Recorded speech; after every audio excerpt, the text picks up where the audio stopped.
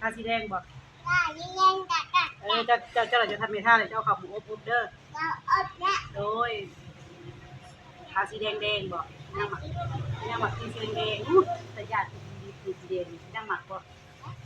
ย่างหมักนะ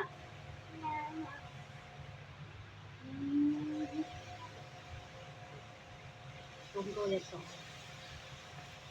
ป้างามมะลีงามบ่บอกลูกบอกคุณผู้ชมนะคะคุณผู้ชมแนมนี่ไปทาสีแดงเด้อสิเรายิ่งเล่นได้นั่งหมักบ่สีแดงนั่งหมักบ่งามบ่งามบ่ไม่ทำบ่สีแดงน้ป้าตกสุดใจเลยนี่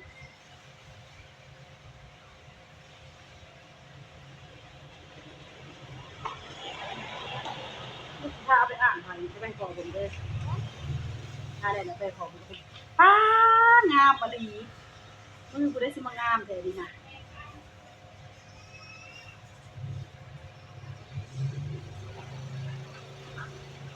เฮ็ดม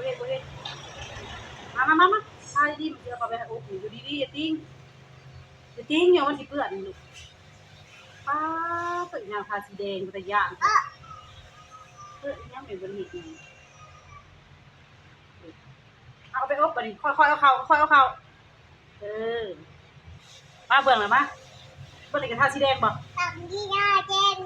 เก่าดีเก่าทาสีแดงคือเก่านี่ป้าอ่างเขาดูนี่ป้าพอแล้วออกมาอ่างเขาบ่นี่งามบ่แบนมือเขาเบิ่งแบนเขาเบิ่งป้าพิชกมือกับตุ่มป้าก็เม็ดหนึ่งเลยเล็บนี่งามบ่ทำเขาดูนี่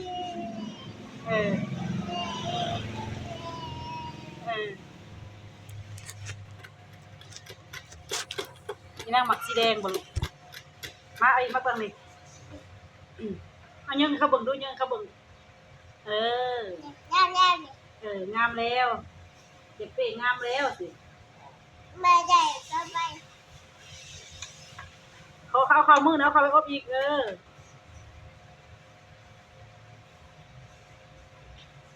พี่หูเรามาแล้วผู้สาวมา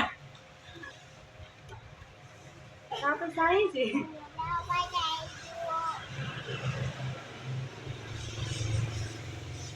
ดูนี่น่าเด็กเลยผมอยู่ดีๆยังว่าอยู่ปีนจะบอกมา